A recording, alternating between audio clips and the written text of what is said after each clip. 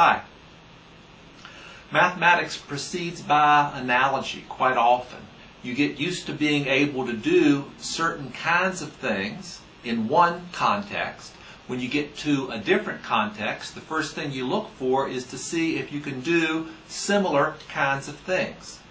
When we started talking about vectors, we immediately saw vectors as quantities that were like numbers in some ways. So we wanted to see if there were analogous things to numbers that we could do with vectors. The kind of thing that I'd like to be able to do with vectors is what I do with numbers. I know how to combine numbers algebraically, how to combine them arithmetically. I know how to add, subtract numbers. So I'd like to be able to add and subtract vectors. And that's one thing we saw how to do.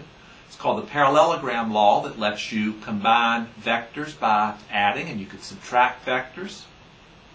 We also know how to multiply numbers, so it's worth considering if you can multiply vectors. That's not obvious what to do. When you want to multiply a vector times a number, that's a vector times a scalar, you've got something available. You can think about multiplication as motivated by repeated addition, and that suggests what you should do to define scalar multiplication of vectors. But for multiplying a vector times a vector, that's still out. There's nothing that would work.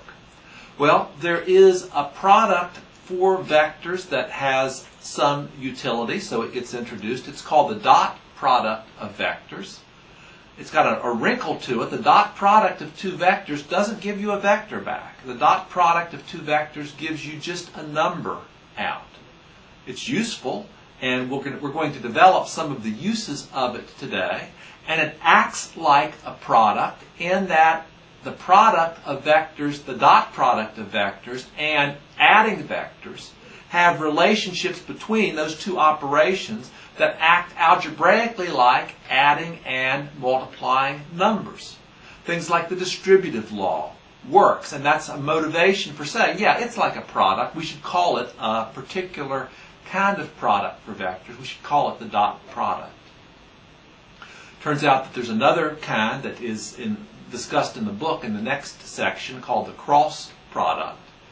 We're not going to do that in this course, but there are other ways that you can go at it to come up with an analogous operation for this arithmetic operational numbers that gives you something that works for vectors. So we're going to define the dot product of vectors today and see how you can use it to do some of the calculations involving triangles that we've been wanting to do. We've been doing in one way or another all semester. See what you think of the dot product today.